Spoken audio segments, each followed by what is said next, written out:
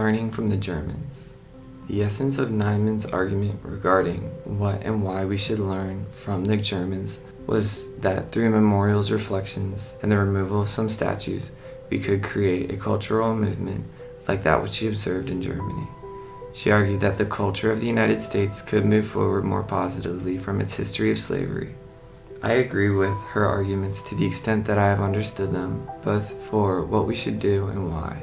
Neiman cites East Germany as a positive example that we should imitate, and she speaks of the meaning and significance of the cultural change which occurred primarily initially in East Germany. This was surprising to me, as I had heard that 1 in every 3 Germans living in East Germany were informants, so I was not expecting such a positive turnaround. The turnaround did not happen initially in East Germany, however, but that has given me hope that although in the United States we haven't had the cultural turnaround we could have had, that we still can see that change. Frederick Douglass said, "A battle lost or won is easily described, understood, and appreciated. But the moral growth of a great nation requires reflection as well as observation to appreciate it." I believe this quote describes the why behind Neiman's argument laid out in her book through various examples. I do not disagree with the ideas of Neiman, or at least the premises they establish, but I do disagree with the tactics she uses to employ them. I disagree with her approach in 2 ways. I've come to the conclusion through the learning from the Germans, that Germans have much to learn from the United States civil rights movement with regards to the time period that preceded the Holocaust,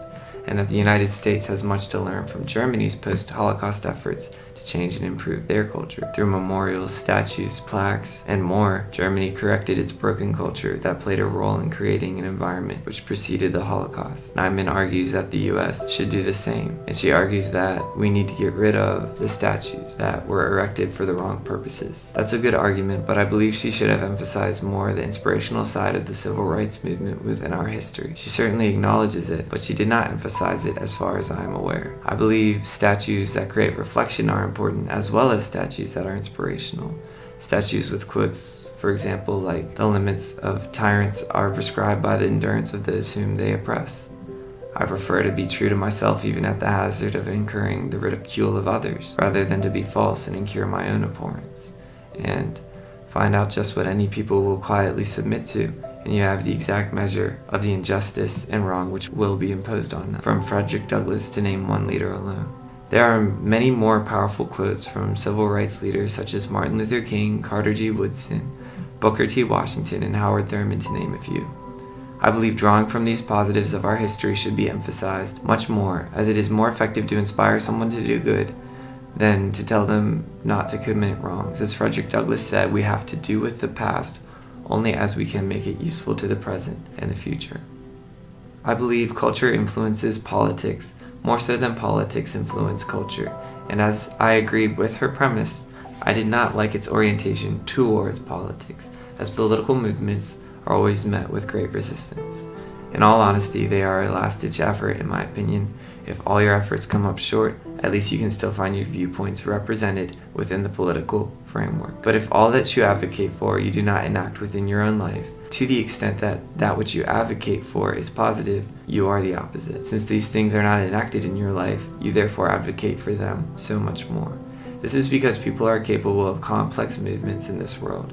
These complex and nuanced movements can be explained by simple terms like goodness, for example. The problem with this simple truth is that psychologists have found that some people's lives do not fall in line with the simple terms they identify with, such as, let's say, goodness. What is more is that whenever this is the case, they tend to identify with these terms, which imply a complexity they are not guilty of all the more. In order to compensate for that inner turmoil or cognitive dissonance this situation creates, this leads to acting out ideologies that one does not find fulfilling, which is called incongruence.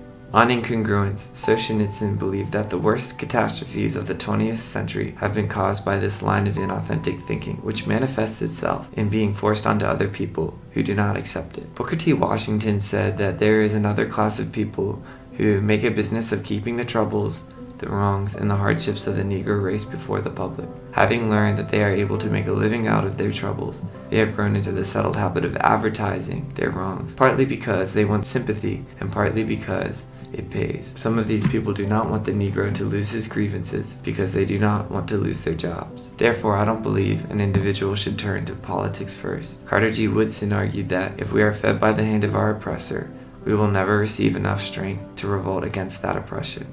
In other words, if the political party you support depends on the representation of certain injustices, then those injustices serve that political party and work for it, so that if the injustices ended, the party would end along with them.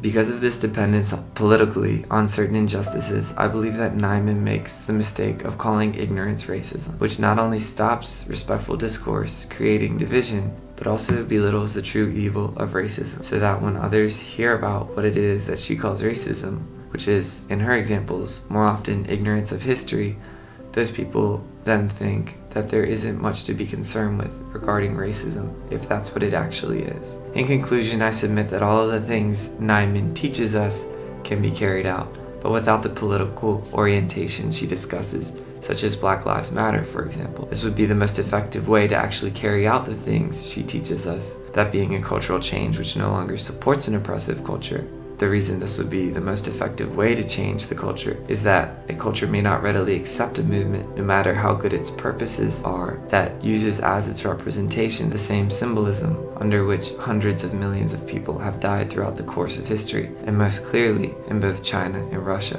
So I agree with her premise and ideas, but I think we need to emphasize the positives of our civil rights history more and be a little less political in order to enact her ideas out most effectively.